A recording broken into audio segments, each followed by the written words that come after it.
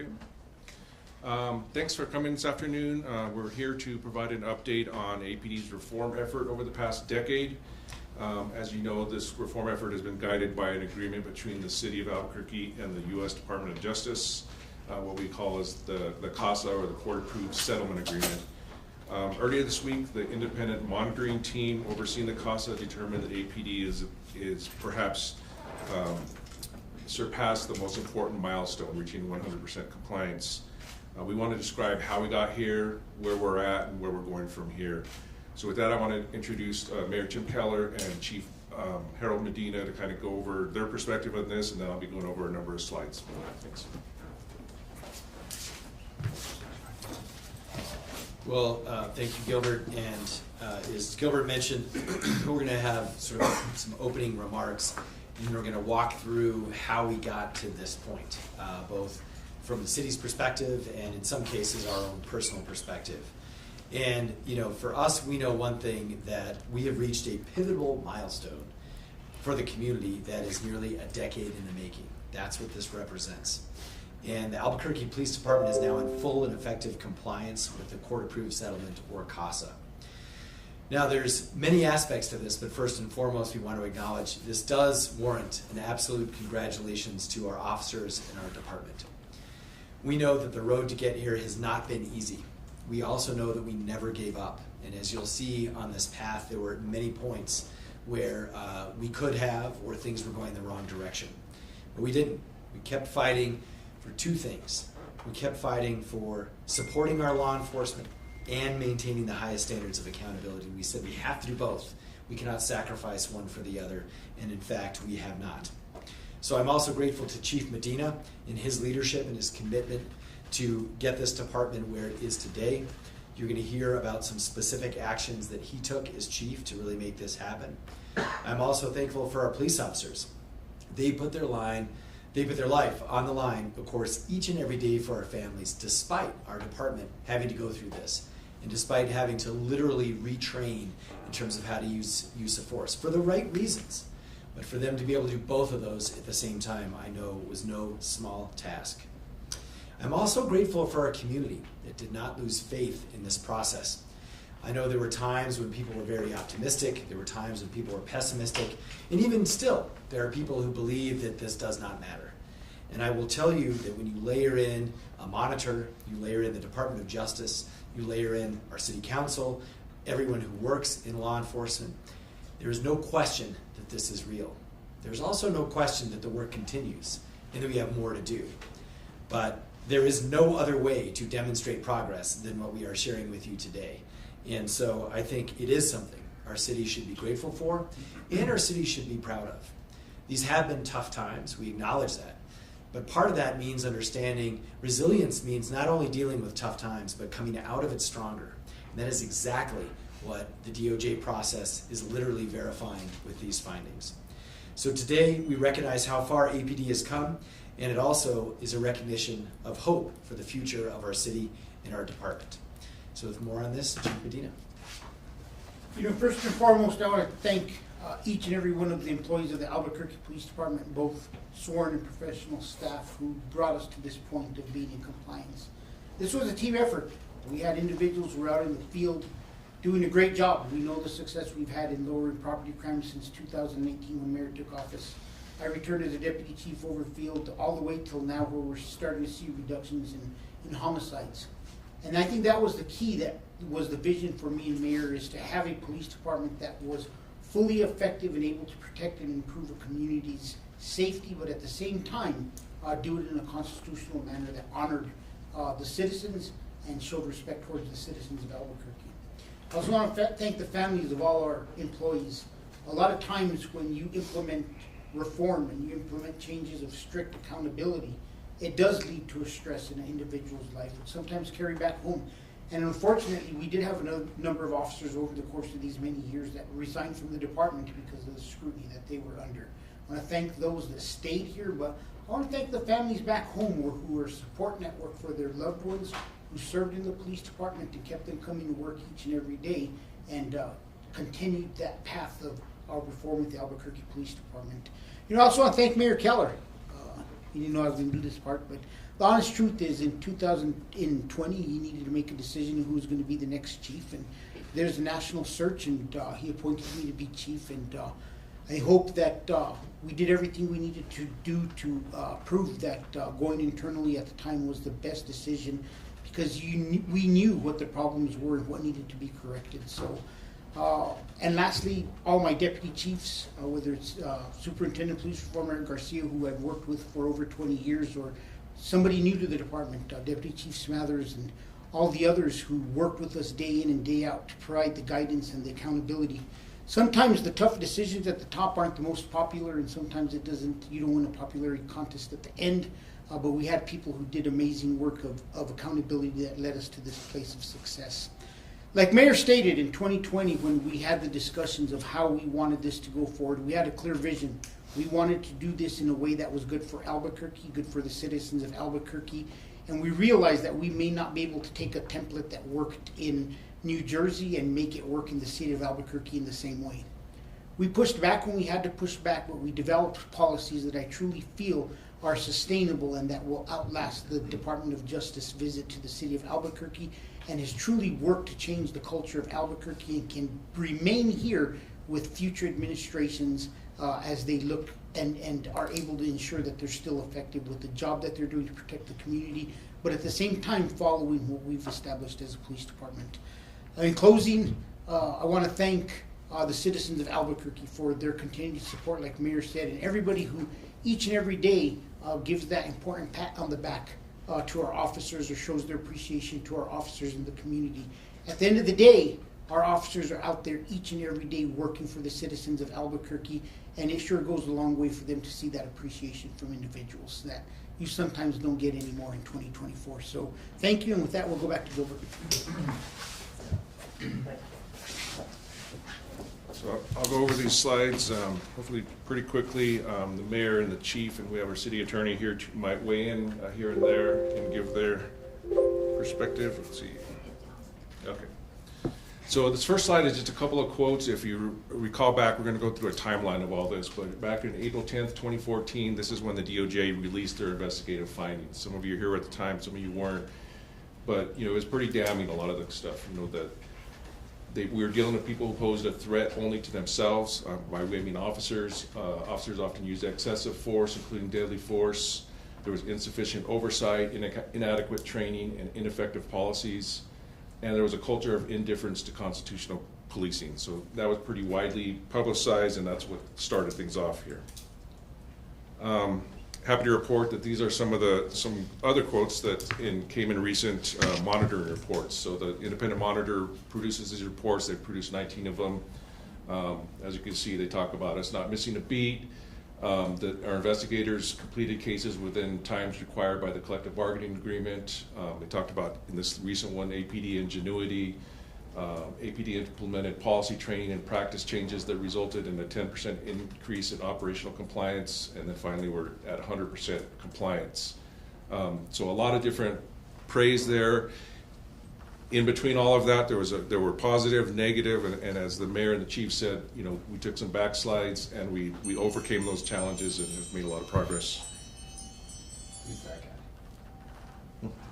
Okay. So this is the timeline of the IMRs. If you go back from IMR 1 all the way through, there's not an IMR 7, that's the only one that was missing. This is the operational compliance. So as you can see, in the first years, they were dealing mostly with policy and secondary compliance, and then you'll see around IMR 11, kind of 8 through 12 or so is a little stagnant, and the 60s dropped down, but then really started to take off. So these last 5 IMRs, which is probably the last 2.5 years, there was just a huge increase in productivity and progress made. Comment on that one. Sure. So we're gonna try and do a little bit of a Gilbert's doing our play-by-play and Chief narrating and color commentary. First, I want to check. I think we have some reporters here who have been here through the whole process. Is that right? You two been here the whole time? Not the whole time. No. Okay. That's okay. Well, I'm glad you have some longitudinal perspective on this, and that's what I wanted to speak about here, because I think you see 3 distinct strategies here, and 2 of them were my responsibility. 1 was not. But what you see in the beginning is obviously beginning, And then you see low-hanging fruit in this neighborhood. And this was really the past mayoral administration. This was also, when we came in. And so you saw, all the easy things. I mean, I hate to say even easy, but the things that we were able to do without actually engaging our officers. So this is rewriting a lot of policies, and that's critical. That's important. But then you saw, and I remember I was warned about this. People said, "Oh, that's the easy part." It's really going to be hard when you actually have to retrain folks. And this is what you see in this era right here. And this is where we came in, and I remember saying explicitly initially, my first approach was to just say yes to the DOJ. So whenever there was an issue or a rub, I would say, let's do what they want us to do. And so this was sort of the fully lean in approach, as opposed to in the previous approach, there was a lot of like, let's do that later, or, I don't want to speak for the past administration, but I think some resistance to doing a lot of the reforms. So that was the first stage, was for us, was saying yes. And so that was, I break this into 3 stages. But what happened here, and we're going to talk about this, is things started to get really tough in this area. We're going to talk about this era in more detail.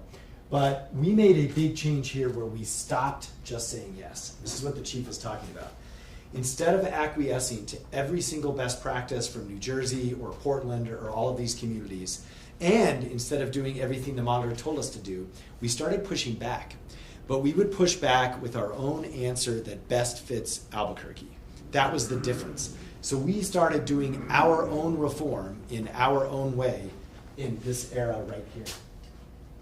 And that was by far and away the best decision that the chief and I have made in our collective team to get us actually to where we are today. Was to basically say, look, we are going to obviously learn from best practices, and we are going to listen, and then we're going to adapt and modify those to our department. And that's what got us buy-in on the front line. That's the other important thing. Had we not done that, we would have still had all sorts of resistance for the right reasons. And some of you may remember this. There were issues around proportional discipline, there was the burrito in the car, and like all of these things that we were able to work through because we were not just literally copying policies from other cities. And so that's what the sort of third phase was. We're going to do reform, but we're going to do it our way, on our terms. So this is just another slide showing us at 100% compliance. This does illustrate, though, that there are some portions of the CASA that are still not in operational compliance. Those deal with the Civilian Police Oversight Authority and the Civilian Police Oversight Board. And if you look, one's dealing with misconduct investigations, the other one's with community engagement and oversight. So there's, I think, a total of maybe 10 paragraphs or just a small section left, and that's not under the control of APD. So everything that's under control of APD is 100%. CPOA and the board is under the city council, so hopefully they'll make progress, but that's the only place we're short at this point. This is just another slide showing that, but it shows the 9 sections of the CASA. So I think when we see a lot of news coverage and people thinking about reform and our agreement, they think it's just officer-involved shootings or just use of force. Use of force was the main thing that brought the DOJ here, but these are dealt with a lot of different things, including specialized units. I think they were one of the first ones to be in compliance. Crisis intervention is a huge one. It's one where I think we've surpassed all expectations, if I'm correct, in dealing with people in crisis. Policy and training, misconduct investigations, staffing, management, and supervision, recruitment, selection, and promotions, officer assistance support, and then community engagement and oversight. So a lot of that has to do with APD, but as I said, some of it has to do with civilian oversight. So we're trying to get that right and get that moved forward. One of the things I think that's important to mention on this slide is as you look at this, you recognize that this consent decree wasn't just about officer-involved shootings and use of force. This consent decree in a lot of places and a lot of parts was about rebuilding the entire police department. Because if you look at everything here, it deals with everything from how we are recruiting, selecting, and promoting individuals within the police department. And we established guidelines in that. We look at a lateral's background before they come over to APD and see what they can and can't do. We ensure that our investigations for misconduct are improved, fully investigated, and that we hit all the areas that we need to. But we also look at the other side, like how are we supporting our officers? How are we ensuring that their mental health is well, and how do we give them the resources and the help that they need. And community engagement and oversight. And we talked about the CPOA, how they're working, they've done a tremendous job with the resources they have to get to where they're at. And I'm very confident they're going to continue to move forward. It also talks about community engagement. And I think that's one of the #1 things that when I was here in 2014 prior to my retirement that I noticed is that we didn't do a good job of engaging with the entire community. We pick and choose who we wanted to be friends with, so to speak. We focused everything on neighborhood associations. My first 20 years, I could say 95% of the meetings I went to were dealing with neighborhood associations. We've grown that. We have an ambassador program. The motto, the ears for the voices never heard within the community. And we've built relationships that we've never had before within the community that we hope will continue and will flourish and continue to bring us the information and the knowledge of what's important to the community that we didn't have in the past. And I'd ask our city attorney, Lauren Keefe, to come up and talk about this next slide, which deals with paragraph status. And as you know, the agreement's broken up into a number of paragraphs, and she can talk about where we're at right now. Great, thank you, everybody. The agreement provides that once APD has been in compliance with a paragraph for 2 full years, that paragraph can then go into suspended monitoring. The monitoring team will no longer conduct reports on that paragraph, and APD will do self-assessment. And then after a 2-year period, those paragraphs can be dismissed from the agreement. Back about 2 years ago, we had started that process, but it had stalled, in particular during COVID, as many things did. But so 2 years ago, we reinitiated that process and reached an agreement for the first batch of paragraphs to go into self-assessment. Those paragraphs now have been dismissed. We've done two dismissals, one that's already been approved by the court, one that's currently pending in the court. And so 56% of the paragraphs in total have already been dismissed from the consent decree. There's another 19% that are in the suspended status, where it's APD who is conducting the evaluations and not the monitoring team. So what the monitoring team has left is the 25%. And this process will continue now, even though we're now in full and effective compliance. So with each IMR, there will be another series of paragraphs that go into self-assessment and another series of paragraphs that are eligible for dismissal as we move toward the end of this process. And we're going to continue to narrow it down to now the monitor only has 25%. So that number is going to continue to reduce throughout this final stage of the consent decree. Thank you, Lauren. And let's go kind of quickly through the timeline. Again, we started with 2014, and this is the first 4 years. So, Can you just announce Lauren's title? Yeah, Lauren Keefe is the city attorney for the city of Albuquerque. So for 2014, and the mayor kind of went over some of this. So 2015, 2016, they started working on policy and different items. And as I said earlier, the specialized units were the first to reach compliance in 2017. So that was a short version of the first 4 years. 2018 is when Mayor Keller's administration came in, and that was a key to things. He talked a little bit about that, but one of the first things that was created was a compliance bureau. And I think it's important to note that there's been a lot of talk about us reaching full compliance and how is APD going to monitor itself. Well, that process actually started back in 2018 when this bureau was completed. So,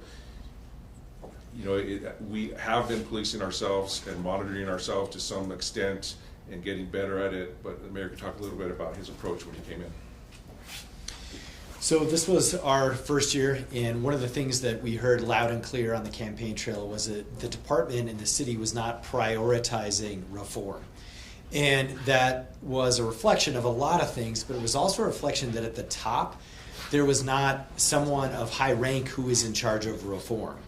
And also that reform was sort of living at kind of the lieutenant level, which is sort of the policy writing level. And so when we came in, we drastically changed that. We built the compliance bureau, and just to remember at APD there are 5 bureaus, and so there used to only be 4. So we added one, and we consolidated everything under a deputy chief. So there was a clear person in charge who was of very high rank, who was accountable for working with the DOJ and working on reform.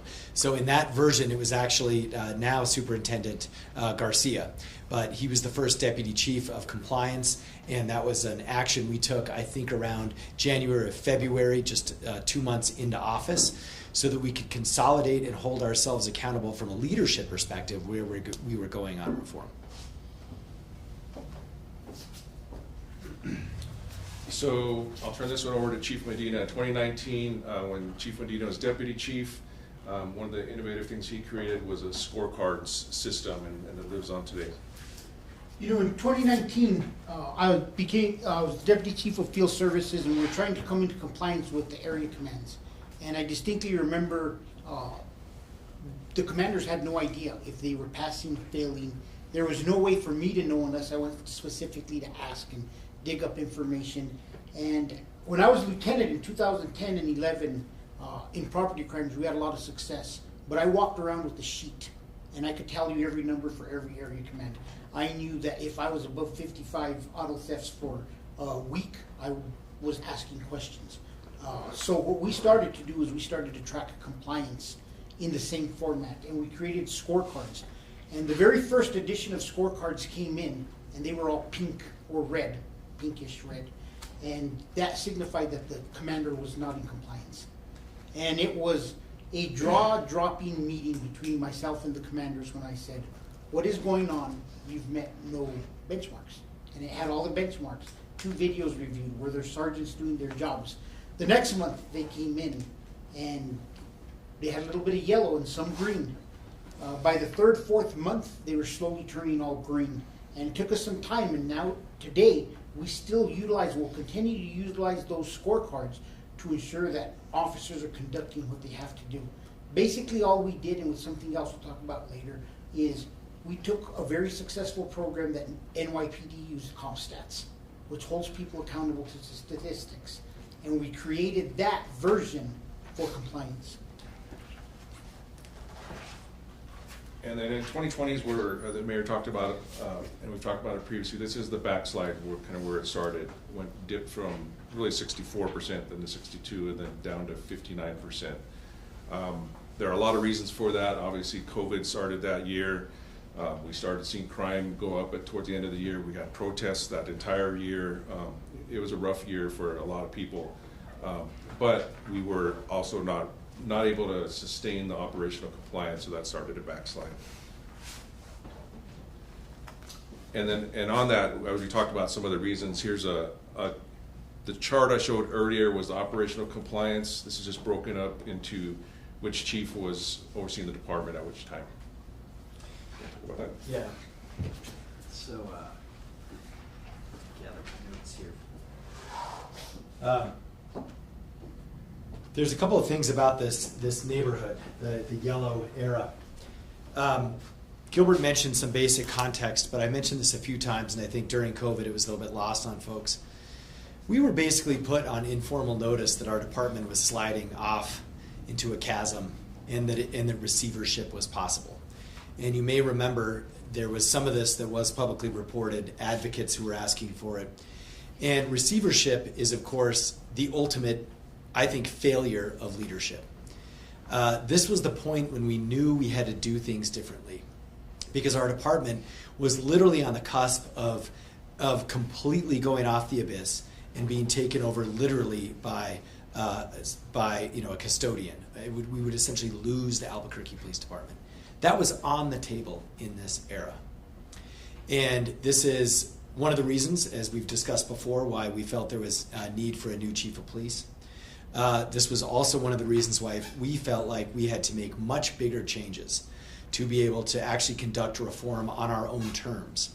Because during COVID, this is where the rub between just copying best practices and also having Zoom meetings with the monitor was also just not working. This was also the era where we saw lots of officers retiring. This is the era where we saw our rank and file almost ready to give up on the leadership at APD and at the city of Albuquerque.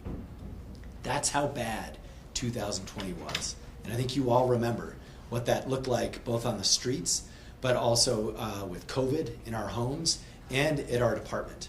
And that's why we made some major changes after that, including the biggest thing was that directional change. That is, we are going to do reform, but we are going to do it our way. That's when that decision was made.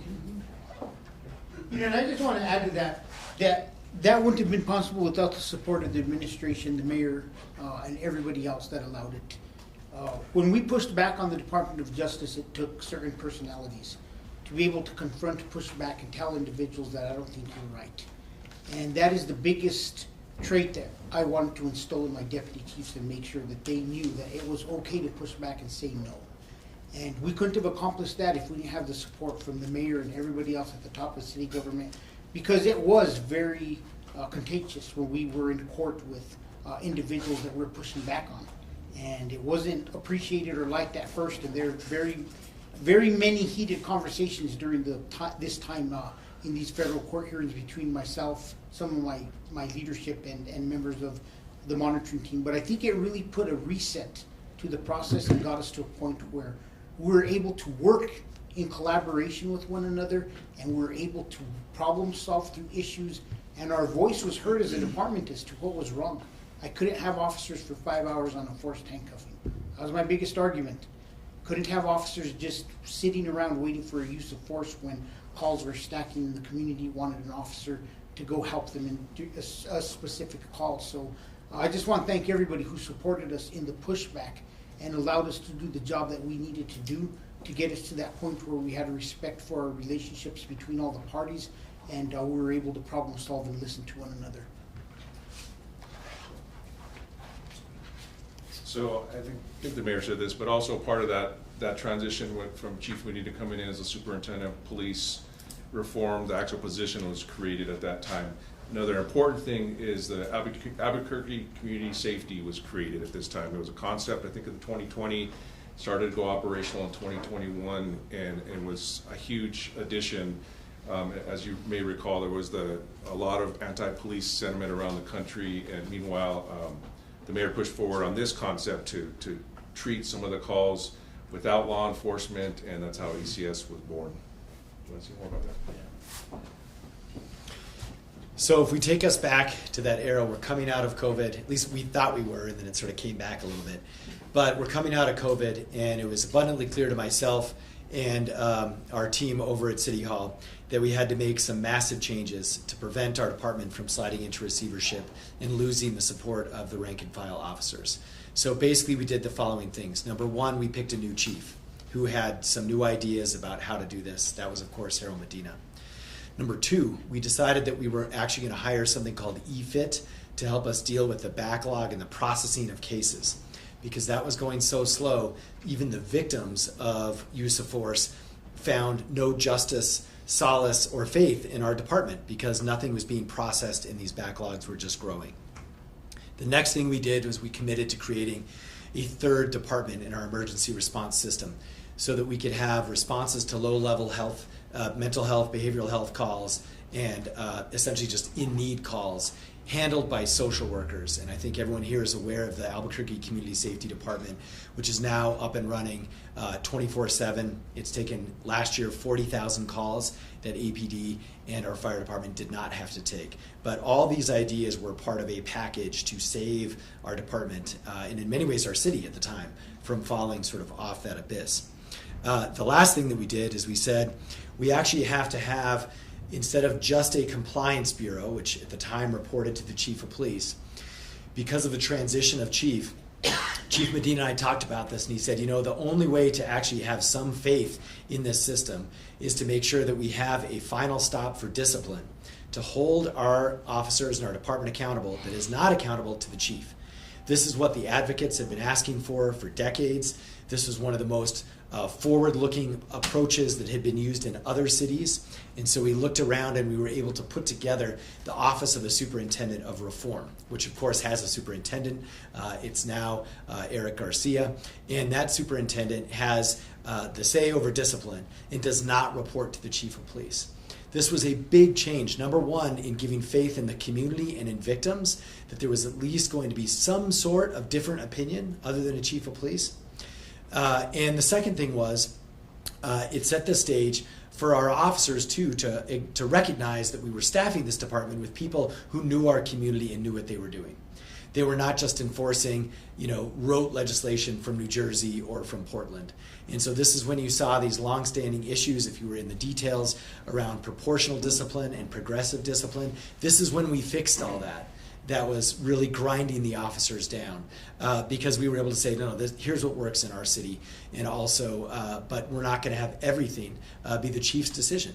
And I want to acknowledge the chief. It is a rare chief of police who will agree that for the good of the city, the good of reform, that he should not be in charge of discipline.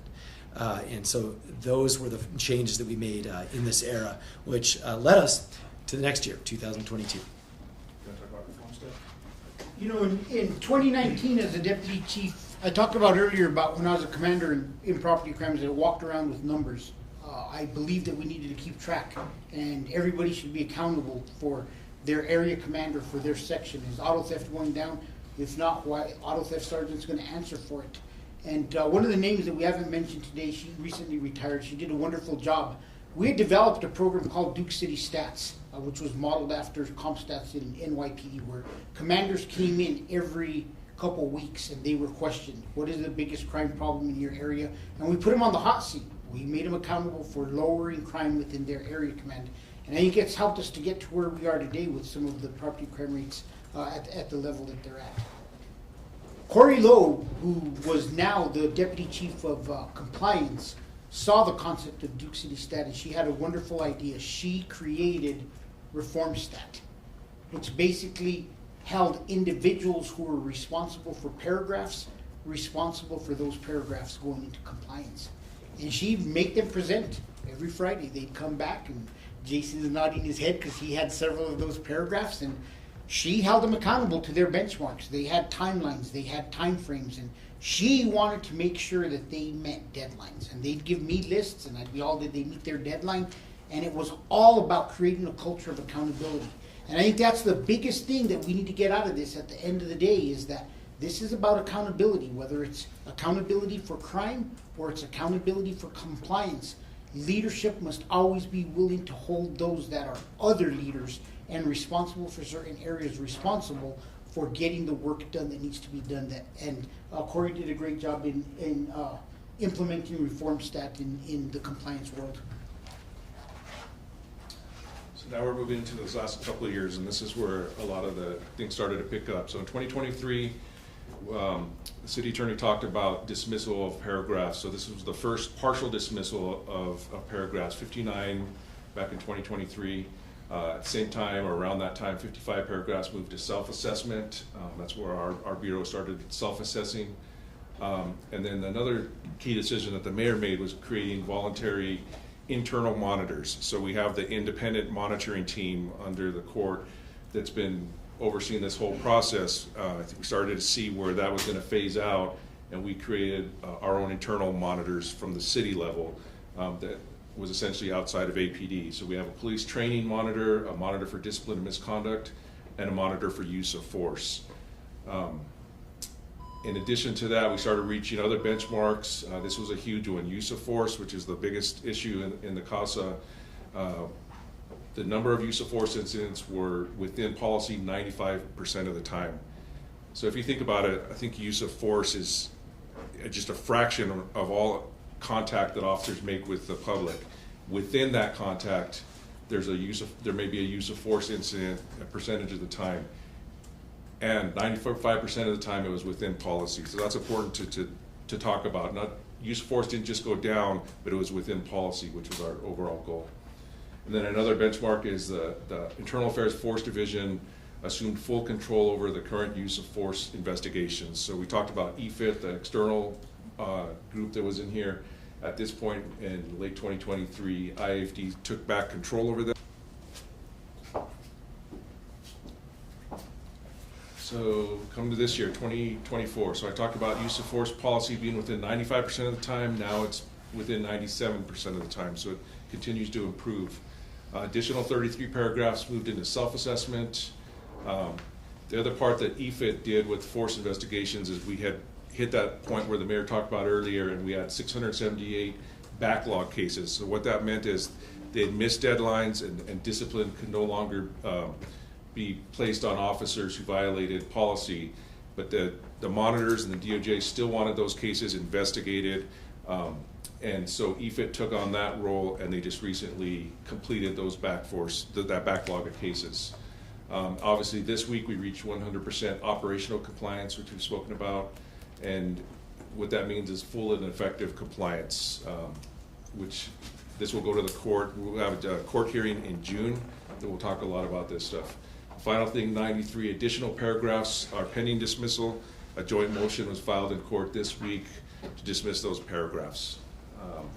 Gilbert, just one thing on that slide, the 678 backlog. This mattered for victims. So not in every case, but in a lot of this case,